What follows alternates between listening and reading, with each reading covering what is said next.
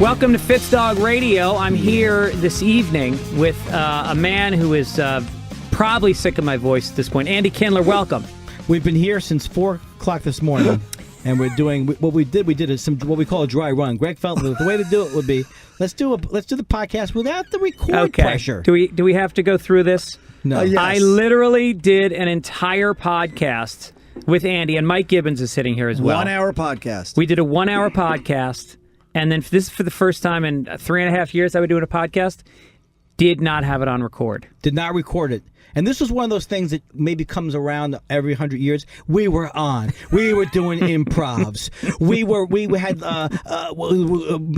Gibbons cried. He was talking about a terrible childhood thing that happened. He blocked it out, and now he can't remember it. Fitzy was tongue kissing me halfway through it. Yep.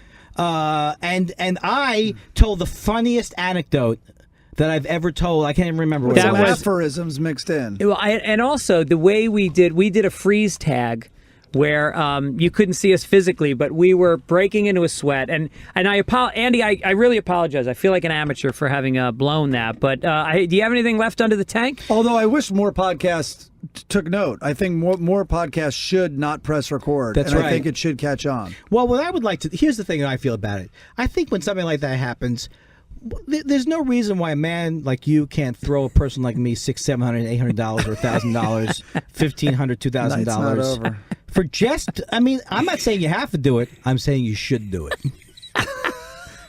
You know what I'm saying? That's like, you know what I like about most of your material is that you could trace the DNA back to a Borscht Belt bit at some point. Like that There's joke. a Catskill guy living in my head. Well, that one was like the whole, hey, Dad, can I have my allowance? Where's my $1 allowance? He goes, $50? Yeah. How am I going to give you $45? Look, if I had $43, you think I would give it to you? $40 is not something that's coming out of my pocket going your way.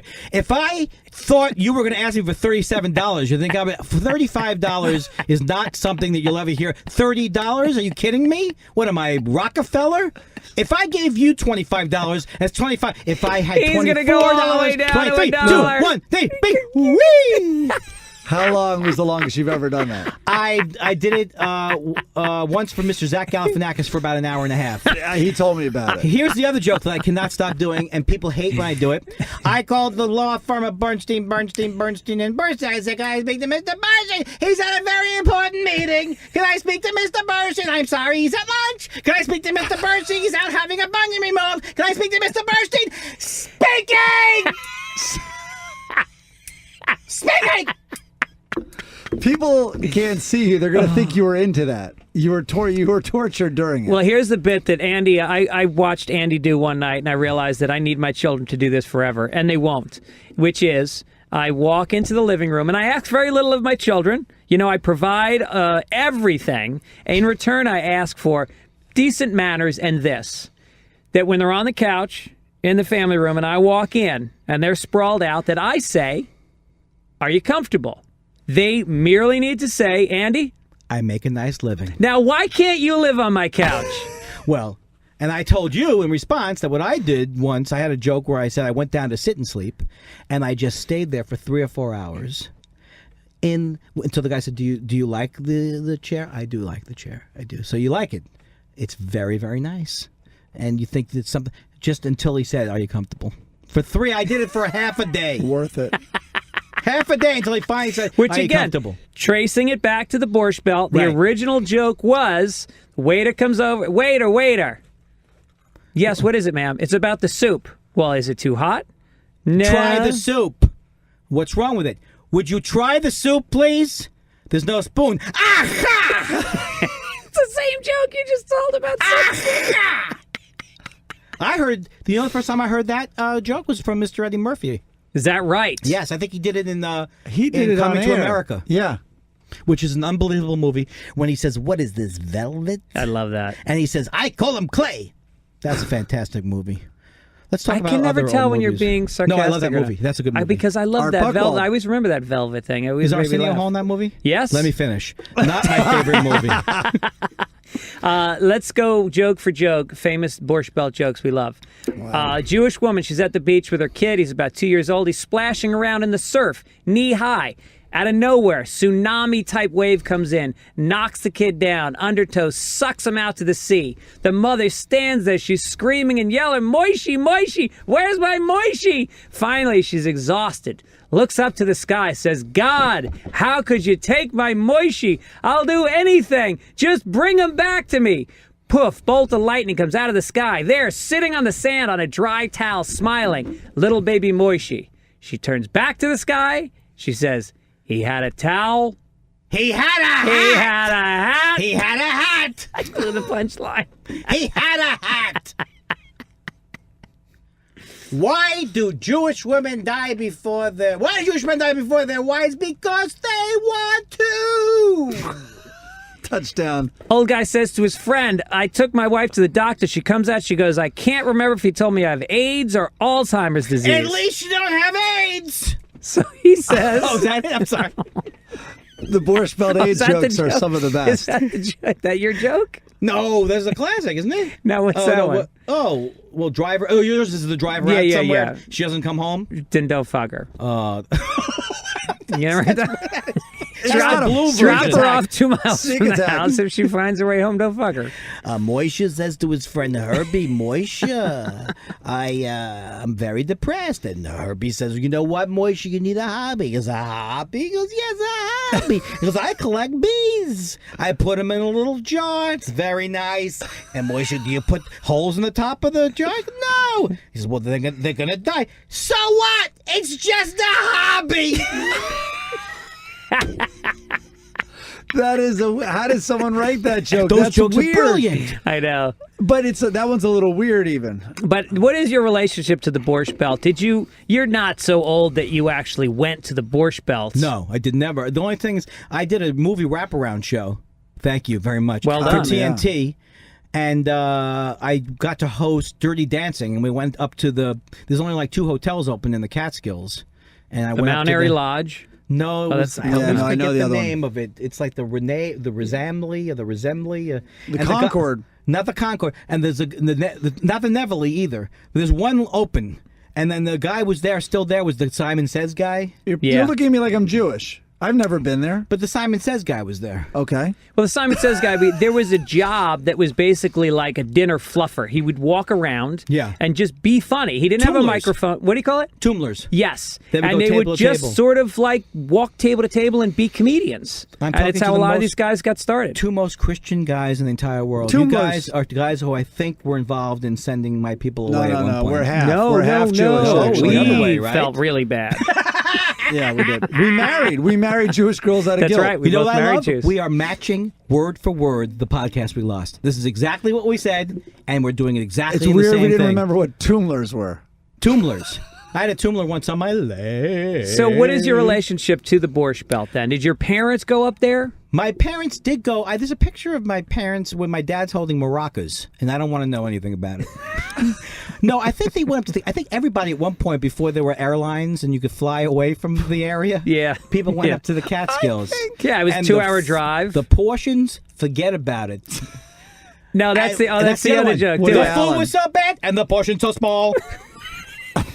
He doesn't even. He's doing a computer version of a good singing joke. It like a tell, yeah. The 2 Jews, they go by a church that says we pay for converts. So he says, why don't you go in there and see if they'll actually pay for converts? He's in there for an hour. He comes out there, he goes, did they pay you? And he says, is that all you people ever think about? That's my favorite. That's a good one. I shortened them up one. then. But what is the fine line between Jews making fun of Jews in those and somebody making an anti-Semitic joke? Well, an anti-Semitic joke is when you have someone like David Duke. If he starts into it, you know where he's coming from, that he's not being funny. And also, there's not a lot of punchlines to his thing. He's like, well, the Jews should be rounded up and sent out of the country. Who's with me? And his context hurts him a little. His context hurts him. Yeah. Do you think a comedian can be anti-Semitic if they're trying to be funny? I used to say that many Jews are anti-Semitic, and then people say, why do you say? I go, spend an hour at the temple where I grew up. Make your own decision. Go with your gut. Yeah, I was very embarrassed about being Jewish. Not very embarrassed, but I grew up in Long Island, so it wasn't so bad. But just the whole with the Shemlinkly and the Chacha and I always wanted to be like a Christian name. Yeah. Ed Henderson.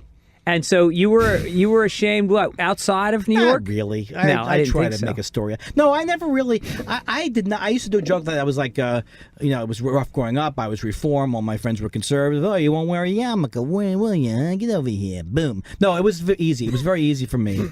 But I'm obsessed with the Holocaust, though. The one thing that was terrible when I went to Hebrew school as a kid, they showed me and I was probably 7 years old, and they showed me the most graphic. I haven't seen to this day such graphic Holocaust footage, and that had That's what religions do. That had a terrible effect on me. It was traumatic. We saw pictures of abortions when we were in. I was probably 13 getting confirmation. They showed us pictures of How about the aborted torture fetuses. scene on every single piece of anything in churches? The guy nailed to a No, cross. they go for it with religion. We're immune to it because we're so numbed. That's insane. Meanwhile, the Abu Ghraib pictures came out. It's like, a little wire, and they have a black thing, and everyone went fucking apeshit. It's like, it's nothing compared to what's in every church stained glass window. But the I don't know if Holocaust, that analogy works. I remember It's being in amazing D.C. analogy. doing a club, and I went to go to the Holocaust Museum, and I got there, and he was like, well, they were sold out, but you could come for the next day on standby. You had to be there before 9. So I get there before 9. And I'm waiting, and they give you a number, and then they call out I can't remember, it's some kind of lottery type thing. And I remember, I won. And so I was going to be able to go in and I was like, I remember I was like smiling and happy. I was like, I'm going to the Holocaust. Why am I so? Yeah. But I had never On really, StubHub? I hadn't studied the Holocaust the way, I think I didn't grow up in a very Jewish area. And so I wasn't exposed to the details. And when I saw them in the Holocaust Museum, it threw me for fucking a year. I'm obsessed with it. Yeah. I didn't mean to cut you off. No. I mean, that's all I was going to say is that I think it is something that I felt that way. And then to know that your ancestors were subjected to that I feel weirdly like a reincarnate. I don't know, something like my mother looks very similar to who's the woman who wrote the diary? Like the pictures of my mother look Anne very Frank. similar to Anne Frank. So it's like there's something in my DNA or something where I feel like, and it's also no matter what background you grew up in, there's like it's the most nightmarish scenario you can think of. Right. We used to do these before the Higgins. Remember the Higgins boys and Gruber was like, well, they used to do this bit about where they would say like, Andy, get out. It's gonna. It's like Berlin in 1937. It's gonna blow over, Andy. Well, don't worry about it. It's nothing's gonna. And then the Gestapo comes by, and then they start, and then they go, "What are you hassling us for? He's the Jew." And my bit was like, I don't get the Jews who left before it was too late. I would be like, I would have left in 1924. It'd be like, doesn't it seem like it's cold this year? Too cold here. Berlin's getting too cold. Let's go. Let's get out. What's one thing, though, is everyone, and at least in America, though, it's like you think, I have to be careful how I word this, but you think like the Holocaust is like 6 million. But that's because that's the Jewish, take. How many died in that? It's really mind-boggling. The Holocaust in general, obviously Jews are the biggest part and of Stalin. How about how many people Stalin killed? It's unbelievable. You mean in that non-Jews? 10-year period? Yeah. Well, Stalin, I think, killed 30 million people. No, but even in the concentration camps, how many non-Jews died? It's mind-boggling. Gay people, gypsies, Poles. Yeah. They almost wiped out Poland. It's crazy. Yeah, and then then you have Pol Pot, the killing fields in Cambodia. You have what's going on in sub-Saharan Africa right now. Have a good night, folks. Thanks for coming. And coming up next, Brought anything. to you by chicken.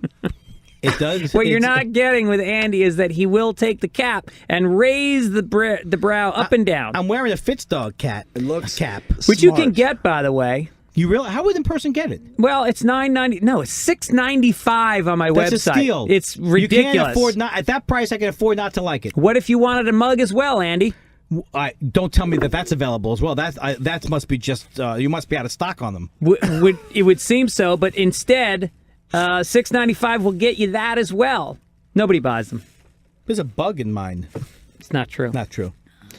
Andy, let's talk a little bit about what's coming up for you in the Republican convention, which you're covering for the David Letterman show. You'll be there Monday through Thursday from the convention floor. How much of that is set up so that you get an interview with X, Y, and Z, and you know what you're going to say to them. Well, it's scary. That part is still scary. I feel like I did it 4 years ago and it was so much fun. But, when they say to you, you're doing a satellite feed, it's nerve-wracking. It's like more nerve-wracking, I felt, than doing like a set on TV. I'm sorry. So it's not recorded and edited. We record stuff during the day. Yeah. So I'll throw to a package that we've recorded. Yeah. But he's talking to me live from the David Letterman studio at 4:30 his time.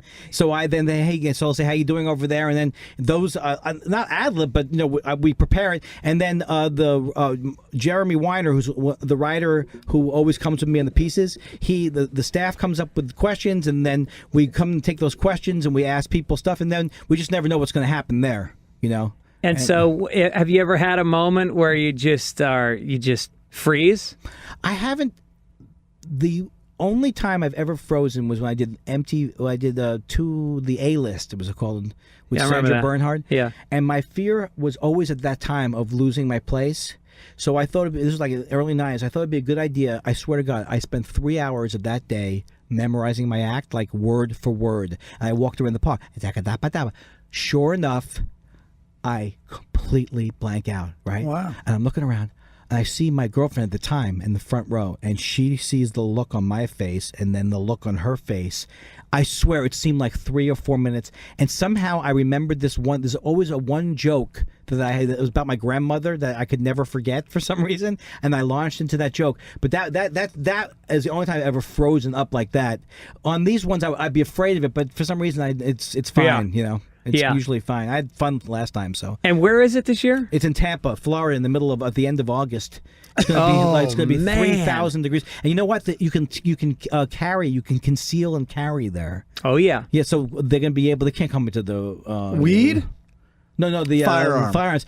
When I did it last time in St. Paul, I have never seen them go over a car like they go over the cars. Yeah. Underneath it, all around. I mean, there was incredible security. So what are the issues that insecurity? What are the funny issues right now you think for the Republicans that you'll try to? Well, I'm going to see if I can get a coupon for my Medicare voucher from them. You got any coupons for my? Do you have any coupons for your end of Medicare vouchers? Your end of Medicare as we know it vouchers? Hey, how racist would you say you are as a Republican? Do you wish the party? This is what I wish I could ask, right? Do you wish the party was more racist, less racist, or just the right amount of racism? Let me see your long-form birth certificate, asshole. I work on the burn. I don't know if you know this, but Chris Christie's heavy. I don't know. Heavy. Yeah, I don't know. Yeah, I don't think you should take that premise from us, but yeah, he's heavy. He's the keynote speaker this year. He is. Yeah, from New Jersey, governor. Well, the other funny thing is that who's this guy Ryan? Who's the Pat Ryan? That can't be. He was on the Jets. Paul Ryan, and he's the VP pick, right? And he is like more conservative fiscally than even a lot of the. He wants to end. He wants to basically what he would like to do is just close Medicare completely. That's what he's going to do. Yeah, and he also had the same thing in his Republican House plan, where he took $700 billion out of Medicare, like they're claiming Obama's doing. The Republicans, these are not your father's Republicans. I've been doing a whole bit where this is not your father's stand-up act. Why do we hate our fathers so much that we have to distance ourselves? Like that all started with a Buick or something? No, not your father's. I think we like our father's politicians, though. It's like that bumper sticker in Santa Monica, what would Nixon do? I love that bumper sticker. Yeah. I think it's a great bumper sticker. Yeah. No, the Republicans... We would take Nixon in a fucking heartbeat now. I think they're going to... I'd take Bush Sr. They are going to get beaten like a drum. I'm telling you, Mitt Romney is going to lose. First of all, he is the worst candidate they could have ever picked, except the other ones were worse. Right. They couldn't pick Santorum, or they couldn't pick Michelle But Bachmann. at least there would have been some section of the GOP that was excited about him, as opposed to zero are excited about Romney. I think they're excited because of Paul Ryan, but it's not going to be enough. And a guy who literally is going to say, you know what, my father put out 12 years of taxes, but you know what, I'm not going to do that. Yeah. Because I know there's something in there you're not going to like. Yeah. It's the worst. Yeah. And a liar, too. So then how do you go on Letterman knowing that audience probably is 50-50? I mean, roughly. It doesn't skew like, the Daily Show would. So you got to be kind of careful in attacking the Republicans in front of Letterman's audience. I don't worry about that because I think when they're watching it, they're just looking, I'm going to goof on whoever's doing it. But I did get like 3 emails last time I was to my manager. I was an Andy Kindler fan, and I am outraged. Then you weren't really I a was fan. partisan. It is partisan attacks. I'm like Johnny Carson from the old days. Yeah. I did one against this. Like, are they going to send you the Democratic one? No. Because I wouldn't. I mean, I would go to anything they sent me to, but I don't think that would be as much fun because I am. Oh, I don't know. I think you can make fun. Really? Of that. Really? Yeah. No. Well, I think that the Democrats are harder to make fun of because they don't take themselves as seriously. Yeah, they're like, first of all, you have people of all races and colors and women, and there's not as much to make fun of there. Well, they're pussies, though. I mean, you can make fun of what angers you about them. Like, I'm super angry a lot of the time at Democrats. I'm in the tank, baby. No, I'm in the tank, too. That's why I'm furious. No, but I'm furious at the people who turned on Obama because I think that was bullshit the way they turned on him. In some ways, he did move to the middle. I mean, I was very angry at Clinton. Well, I wasn't. But what they claim that Obama did a genius move. I know. I love the guy. He did a genius move because they said we're not going to do anything unless you extend the tax cuts. Yeah. So he knew that extending the unemployment benefits, extending the tax cuts for middle class people and poor people, and extending the rich people's tax cuts for a year would mean nothing in the scheme of things. He called their bluff. Boom. What happened? We had Don't Ask, Don't Tell got repealed, and then the START Treaty got ratified, and they claimed that was a loss. The progressives claimed that was a loss. That's bullshit. And the other thing they claimed was the loss was that he caved in on the debt limit. Do you think he really should have called their bluff and let this country default on its debt? Yeah. I mean, come on. And then when he bailed out the banks, people were yelling and screaming that he didn't, that he shouldn't have bailed out the banks. It's like, no, that really wasn't an option. They had to be bailed out. And as a matter of fact, Bush did it. Looking back, he should have done more, but he couldn't because of the Democratic base wouldn't have allowed him to. But, everyone agrees now that it was a success except the Republicans. Right, because my brother's actually an investment banker, so we have like a yin and yang thing. My brother says any Republican who says that they wouldn't have done the TARP thing, they're not telling the truth. Yeah, because if they hadn't done what they did with the banks, and that was actually Bush did the original thing with Paulson, and I think Bernanke was in there too. We would have had a worldwide depression. But what about backing off regulating Well, Wall Street? I think is bad. And what about criminal charges? I think that's bad. Now, one of them's gone to jail. I think that's bad. I do think it's bad, but I don't. And I understand he's a politician. I don't He can't be definitely everything you blame want. him for that. But I think that I know some people don't like Geithner. They don't like. No one likes that Lawrence. What's that guy? Fishburne. Summers. Larry Summers. So. Right. All right, let's get away from politics. Let's get away from politics, folks, because you know God. what? We lost, I think, half our audience. Because really, we weren't sports is recording your that. thing. Who do you like this fall in the NFL? Jets. I'm all Jets all Really? the time. The Jets are going all the way. I've been saying that every year since That's what 1969. Gibbs said last year. You were like a fucking child last year about the Jets. You were suddenly like I had not watched football in 18 years. But he came out of a slumber to say, "This is it. was I'm like, back Pele? in the Jets." Because they were like, HBO did their series. The what do you call it? That was a bad man. I think they should never do that. No team should. No My team. Twitter participate handle in is that. Joe Klecko, just because I don't want to be found. It Every literally is. team Mark that's done Gastineau? that series has had a shit year following That's a it. bad thing. It's the worst. It's like the worst thing. It's like people going Kansas on Real City, Housewives. Cincinnati. Sanchez sucks. The Jets. No. Sucks. Why do you say that about Mark? He Sanchez? does suck. He sucks. Sanchez. He's our Oh, Sanchez. jeez. He's our Sanchez. Sanchez player. Look, could I say Sanchez if he wasn't the greatest? Could I come up with that wordplay? What about the Olympics? Did you watch any Olympics? I did. I love the Olympics. Is it? This is my new dynamics. Who are the most attractive of the women in the Olympics? I am attracted to the Chinese. male. Chinese. Oh, I'm sorry. No, My wife I did one meant of a sport. Oh, I'm sorry. I Oh, like those Andy. men, the way they do the things and the. I mean, I'm married, Yes. but let's not kid ourselves. I'm playing the closet guy. This should be videotaped, Let me see who is. obviously. But I have to say, these women divers. I hope they're legal age because they're very attractive. Oh, they are. That's my favorite. The divers. And they're the all 21. I hope. The gymnasts are all like I think 13, it's but 18. they're like little mini hot chicks. Like they are someday will be really hot. Who? The little gymnasts. No, I think that very rarely do they grow up to be hot. They're just wrecking their bodies. Yeah. Totally wrecking. I'll wreck their body. And How they're about the 5'1". How about the volleyball ladies? Come on. Yeah. The Chinese team. Yeah, the Chinese team was great. Hello, China. Oh my god! I'd like to my God. outsource. I wouldn't mind outsourcing my job over to China. Well, You know what I'm talking about? I don't care if 65 there's- degrees downtown Los Angeles. We're coming back in a little I'll put while a with some little- more Aerosmith. They'll put a little thing in their armor. alluding to a racist comment. I don't care how much lead is in it. I'll eat it. You know what? An hour later, I'm ready again. They were flat, though. They were very flat-chested. Are you serious? Yeah. First of all, when the Chinese ladies, when they were glistening with sweat, it was all I could do to... It was all I could like do. A sweaty lady. I like... To What's that stop Eddie Rabbit's masturbating. follow-up to I Love a Rainy Night? I like a sweaty lady. Do you know? You guys know I was the one who wrote "Shut Up in Your Face," and I followed it up with my "I God. like a sweaty lady." Thank God we lost the other podcast. Did you get T-shirt rights on "Shut Up in Your Face"? What? Shut up in your face. One, I was on. I don't know why. Let's plug Todd Glass's podcast. I was on Todd Glass's podcast, and he bought the premise that I'd written that song. So for like literally 20 minutes, I said, "Yeah, but that's not." Before I had written other things, it took me a while before I had written. Look, don't talk so much. Hey, you. Not so much with the talking. Hey, you. Keep it a little quiet now for a while. What's the matter, you? What's the matter, you? Those were the days when the parody songs were parody songs. They don't write with the Tenacious D. I don't know what the hell they're talking about. Back then... That's not even a new reference. They're not even together anymore. What is the worst Johnny Cash? Not Johnny Cash. Is it... who is the... Chuck Berry. My Ding-a-Ling is the worst thing that's ever happened to humankind. Yeah, I would say... It makes me sick. It makes me hate words and music.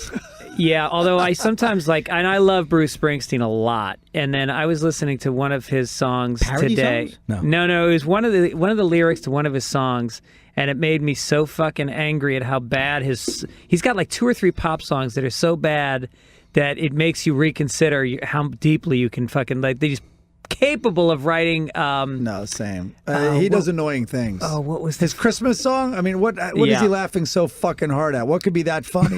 Yeah, about fucking Clarence Clement going ho ho ho. Seriously, he's beside himself. Yeah. He can't even perform. He had to delay a chord or something. Yeah, he's going down, the boss, more like the assistant manager.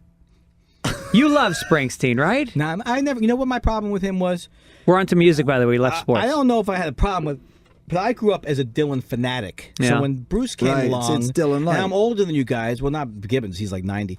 But when Bruce came along, I felt like he was like Dylan light to me. Yeah. Now I respect him more. I respect him way more now. But Yeah. I was never an E Street Band fan. No. He sounded very noisy to me. Yeah.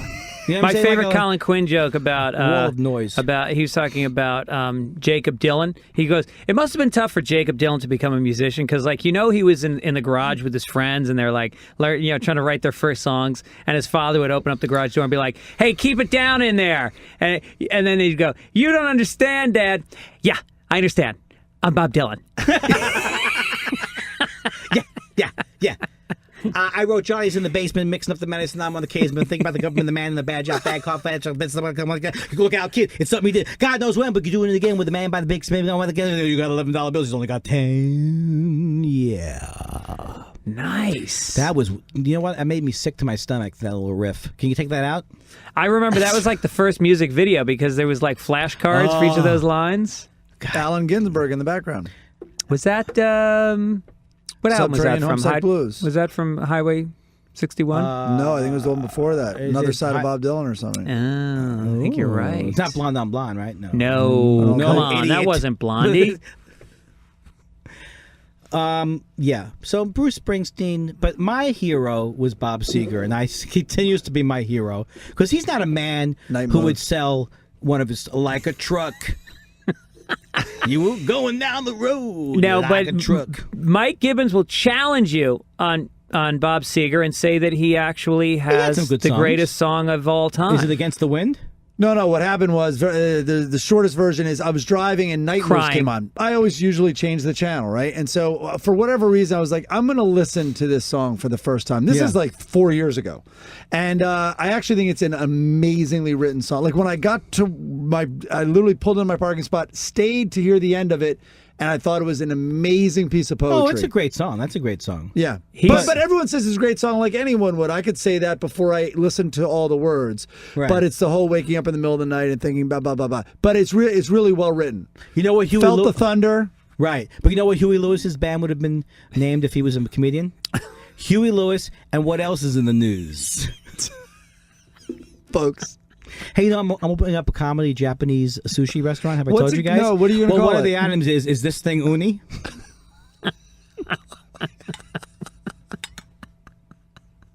What's the name? I don't even let you be the straight No, guy. you didn't. I'm cutting off Bud Abbott halfway through. Karaoke Is this then. thing uni? All right. Worst musician of Karaoke, all folks. time. Worst musician of all time. Worst musician of all time. I should say writer. Worst songwriter of all time. Worst Christmas song ever is Paul McCartney's Piece of Fucking Shit.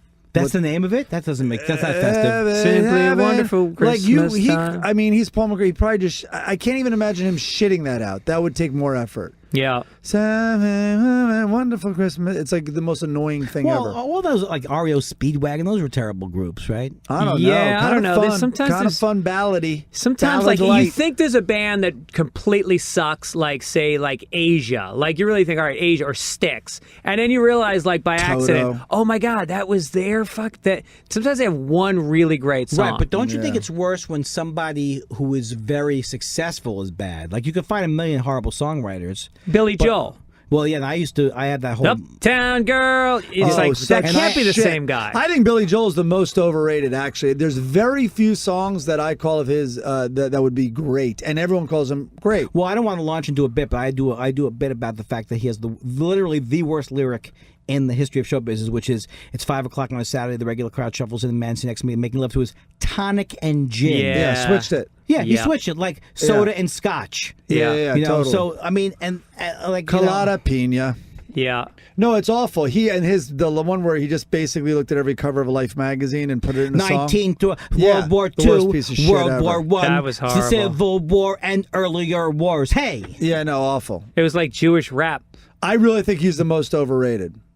And talk about I fucking think- Bob Dylan light. Just like a woman to me. Like, those are... Oh, yeah, it's right. No, but he was a ridiculous. jazz. He was more of a jazz guy. His roots were in jazz. You know what he is? He's the Buffett of the piano. Fair enough. Warren Buffett. Hey, have you heard this group? I think- right now, a group He's the called Jimmy Train. Have you Buffett heard of the Train? piano. Train. Yeah. They are so, So awful. funny. This Train. They've been around for fucking 12 but they're years. big hit Heard now. this train? They They're had a big hit 12 years ago. Oh, just now they had a big hit. Yeah? What is it? Just now on your Is Walkman? it the 90s? What's up with this Love and Spoonful? I think that Aerosmith's the most overrated band of all time. That could be. Oh, how about this? Two of the greatest rock songs of all time, but that you can't. That doesn't justify a 40-year career. All right, here comes interesting. You ready? I might have brought it up before a couple of years ago. When inducting Here comes Aerosmith, interesting. Okay. here comes interesting. When I have to announce it. When Mike always oversells whatever he's going to say. Here it comes. Ready? Here You're not comes actually. the You know what, you greatest guys? You know, anecdote guys. you've ever gonna hear. You guys don't deserve it. No, No, I wanna hear it. yeah, exactly. No, come Beg on. me. Go I'm ahead. sorry. I'm Beg me. touching you. So I'm touching you mistakenly. while inducting Aerosmith into the Hall I just cut you. of Fame. Nobody can tell that we've been here 4 hours. Where it's a knife fight This is breaks such out a in a couple high-energy minutes. So This is You know guys what? should have heard the People are first gonna prefer. They go. podcast. You know what? Maybe you should have just released the nothing tape. 49 and a half We minutes. couldn't tell. We couldn't tell as you guys rambled on. What's your favorite color? I like Kelly Green. You should release it. And I wonder if, as a goof, people will give that a higher rating The and everything. studio is about More listens? 112 Do you degrees. guys think it's And he's snacks? sweating. Are snacks overrated? More listens. Maybe the hour Do you would have more remember the listens. Saturday morning cartoon? Yeah. Dub-a-dub-a-dub-dub. Yeah. Why do they call them Doritos? All right. So here comes interesting. Come on, pick it up. All right, go ahead, Pick Mike. it up one Interesting. notch. It's not Kill, knock us over with this It's one. boring music, though. But I was going to say, when they were being inducted, Kid Rock inducted Aerosmith and said the best American band ever. And what happens, you're immediately obviously challenged, and you realize, wow, Americans have mostly individuals as opposed to Beatles, Who, Zeppelin, Stones. Right. It's Dylan. How about the band America? Huh? Ventura Highway. Yeah, In the huge. sunshine. The days are longer. The lights are longer. With moonshine. Oh, Everything you is talk funny about and joyous. twisting a Moonshine. line to fit into a lyric. Ventura, Sepulveda Boulevard, Sepulveda, Cahuenga Boulevard. Oh, God. At 4 o'clock, there was a car on the right stuck in the ditch. I called 911. Oh, my God. Seriously, put the blank broadcast up also. Or the At blank Barney's podcast. Beanery, they were having 2 for Tuesdays. I had an audition in the Valley at 5 o'clock. It was a callback for CSI Miami. I never got the part. Okay. It's the worst podcast I've ever done. Tell me, hopefully you didn't press play. I like the way when we come back to go, how does it work? Oh, you press play first, then it goes to record. Just like your typical recorder. The thing that's crazy is that you're recording on a cassette. Well, it's, look. They can't all be gems. They can't all be gems. You're really going to look back. You're really going to look back on the Andy Richter one with a smile on your face. Mike. So what? You already? You know what? This was. I'm so spaced out. Interesting. I don't remember. They told the story already. I didn't. Tell us that story. That was the great. Well, here's the thing you have to understand. First, we did the podcast, and then we did the Sirius XM radio show, and now we did podcast revisited, right? And we can't remember anything that we've said. And then we have a house and garden show at midnight. And then there's the wrap up. Don't forget the wrap up show. That's right. We got to review the shows that we can't remember we did. And the super unfan show. And then we do our opinion of Big Brother show. Which reality show do you like and respect? I hate them all, but I do enjoy, MTV, when the first couple of years of MTV's Real World, when they had Puck. How long ago was that? That was 1986. That was pretty good. Sometimes, every once in a while, I'll watch the Real Housewives because they're horrible. Yeah. If there's no commercials, and I can do fast forward to the Mob TiVo. Wives is phenomenal. That I haven't watched that one. That's that one scary. makes the Real Housewives look like they have class. New one's coming up, and it's a new blow probably, but we made fun of them. But TLC, this is not a joke, has conjoined twins from Minnesota, and it's a reality show following them around, and it is jarring. I'll just say that it's jarring looking at them.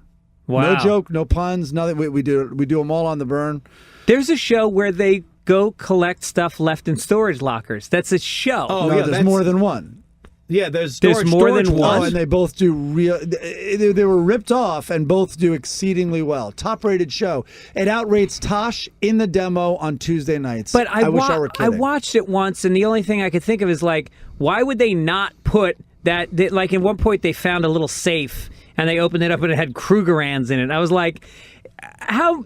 Of course, they planted that. In every episode, they have to go, what can we put in a storage locker so people will continue watching this program? Yeah. Because you're not going to find anything except cardboard, stuffed animals, and, I guess 1 in a million you're going to find something worthwhile. Good, right. But you're talking about 22 episodes a year. Yeah, but you're following the drama. There's a backstory. There's a villain. It's he versus she, man versus machine. You know what? The greatest show just got picked up for the CW, and I wish I was lying. Oh, Sit, it's called. It is musical chairs. I'm not kidding you. You're not kidding at all. Oh, Sit. Wow. And I think Jamie Kennedy's the host. What happened first, the title or the show? Probably the title. Yeah. And you know what they do with it? They play musical. And here's how they advertise it. We have like a live band. You love musical chairs? How about with a live band? So it's like you mean like a bar mitzvah? You mean like a bar mitzvah? No, they're rocking, Mike. Oh. But down. Oh, sorry, Schminky. You didn't get a chair. You're out, I guess. Oh, sit. And then they're going to have one chair that's rigged to fall apart when somebody fat sits on it. That's sweeps. That'll be the blooper reel that they air. Fish. There's always a cheater, too, and I remember that playing musical chairs. Musical chairs? There's always somebody who, two people put their ass down at the same time on the chair, and somebody has the decency to just go, you were here first. And so you both sit there. Give a sit. It's There were probably other titles. They probably had a huge focus testing. You don't give a sit. Right. Sit happens. I bet that was one that made it to the Final Four. Did you do the sit and sleep joke yet? Do the sit and sleep joke. I went down to sit and sleep, and I spent 8 hours there. I wouldn't leave. The guy kept coming over. He goes, "Do you think we don't know? Was this in the radio show? I don't remember when this was. Do you think the chair is nice?" I go, "You make a very nice chair." How do you like the way the lift thing goes? The lift thing works very nicely. How about the tilting feature? It's good. It's good. Very good. Are you comfortable, Bobble? I make a nice living. If you're still listening, you can't what tell. is your life? What goes on in your life if you're still listening? If you can't find anything to do than to listen to three guys who have given up the will to live and are literally doing this podcast as they stare at their cell phones, ticking off the time. What is a legal length of a podcast is what they're saying. It feels like a Saturday morning detention. And Is this we can't a podcast leave. marathon? They shoot horses, We've don't only they? been going for 40 minutes. Wait, I'll do the same. You know what I will do, though? I'll do the same when we're ready to close. I'll do the same close I did for the that's unrecorded lost show. forever. That's Oh, lost I forever. will do that one. Listen, But How long is your show normally? 2 hours? I think about now. it would but be here's funny the to thing. hear Andy Kindler lose his mind. Like, let's say he was in prison in solitary. I think it would sound very similar to a lot of stuff we've heard. Like you singing punchlines that you've done a million times. punchlines. If you're in Kansas City, go to the Improv the 23rd to the 26th. No, wait a I second. don't know. And conversations, both If sides. You haven't plugged my show, If though, you have want to see Andy You make Kindler, a nice we did. chair. No, you did it in the lost episode. Andy- The lost podcast. People It may reclines protest. nicely. At Andy Kindler on Twitter, AndyKindler.com. And don't forget, buy the special collector's edition. You don't really have a nice collector's edition chair. DVD. No, it's just the same DVD I've been selling. I mean, it's a new thing. And Saturday night, August 25th, have I mentioned this? I think I've said this 25 times. Two Mostly shows at the lost. Improv. Mark Maron, Neil Hamburger, and Ty Glass hosting. My voice is has never been this annoying. This would be like if I heard No, this Andy, comic don't say that. on the radio go, what is that asshole talking about? Here's a couple of tweets Andy sent out recently. Yeah. I blocked somebody today, and then I unfriended and blocked them on Facebook. Then I wished I was on LinkedIn so I could unbusiness them. He just said, did he not say LinkedIn? What is he, from How do the you say it? 20s? It's LinkedIn. Get with the stuff. Get with the program, baby. Are you on LinkedIn? No. At least your voice I know is I'm not still- on LinkedIn. What happened to your delivery, Greg? It's not delivery. It's DiGiorno. It's 1986. This is the captain. If you look outside the left side of the plane, there's a comic doing a McNuggets joke. What would insanity look like if not that? Seriously. Yeah, me in a room, naked. Totally alone. This is your pilot. And now from Rascals in West Orange, New Jersey. Blood coming out of one ear. Is this blood on? Is this blood mine? Patches of hair just falling off him and still going strong with the material. I have no fluids left in my body. A visitor from the east has brought my medication. Feces all around him on the floor. What is a newt, a shoot, and a glute? This is What exactly. does Richard Simmons do after his mind has gone? One more time for your headliner. He's still in the room. Rat's just looking at him 2 feet away. Still in the room. This vermin knows what I'm talking about. Hey, vermin, do something so I know you're having a good time. Eat more of my sleeping bag. Andy's trying to take the microphone out of the stand so he can spike it at the end of this. From West Orange, New Jersey, Rascals, please give a warm Queens welcome. I want to thank you, Mike, for sitting in with us. You're not going to do my big close? We were no, wait. overheard. Liar's poker? Nah, we can't Oh, yeah, redo it. we always... Oh, He would that's still right. ask All that right. in Yeah, that solitary. one I'll repeat. Here's what we're going to do. Andy has prepared for this podcast. We may have to film that. Andy in solitary. I ask people to prepare for the show by doing an overheard, perhaps, that they've overheard, that they want to share with us. And then also a liar's poker. Let's play a liar's poker. What we have here is a failure to get laughs. Put him in the hole! Okay, we'll do a lot. Okay, well, first I'll do overheard, because the overheard, you love that. Okay, do the overheard. Overheard. Now, this is something I didn't recently overhear, but this is something I overheard at the 2nd Avenue Deli. I know, Mike loves it. I have to say it wasn't recent. I'm in line at the 2nd Avenue Deli, and this Jewish couple's in front of me, and obviously they just got back from the doctor where the guy found out his cholesterol was too high. So he's trying to figure out what to eat, and he goes, how about the pastrami? And she says, the pastrami is poison. How about the stuffed derma? It doesn't interest me. Well, then maybe I'll have some chopped liver. And then she said, you're on your own, Bernard. You're on your own. And when I left that deli, I felt Bernard was on his own. You know my in-laws. He's describing them. Now, I would like to do 2 stories. One is true. Wait, no, let's actually play it. Okay. We're going to play Liar's Poker right now. You got to know when to hold up, know when to fold up. Mike, you better think of 2 stories right now. One is true, one is false. We will take turns each telling our 2 stories without anybody guessing until the very end. And at the very end, we will guess which of the stories we think are true. Whoever gets the most correct answers wins a Fits of Laughter CD. I'll sign it. All right, I'll sign it. Is he going to sign it? Yeah, I'll sign it. Andy, why don't you start because you did your homework. I do both stories? You do both stories, true and false. Don't tell us which is true and which is false. Okay, story number 1. My father was best friends with Don Rickles when he was in 7th grade and through 9th grade. They walked to school every day together. And so once on the American Comedy Awards, I saw Don Rickles. And I walked up to Don Rickles and said, Don Rickles, my dad, Larry Kindler, went to school with you when you were a kid. And he said, yeah, great. Tell Larry we'll have lunch. 2 weeks later, a Comedy Center was doing some image spots with Don Rickles, and I was on those image spots. And after about an hour with Don Rickles, I said, Don Rickles, I met you a couple of weeks ago. I got to tell you, my dad, Larry Kindler, really did go to school with you when you were kids. And he goes, yeah, I remember. He had a blue jacket.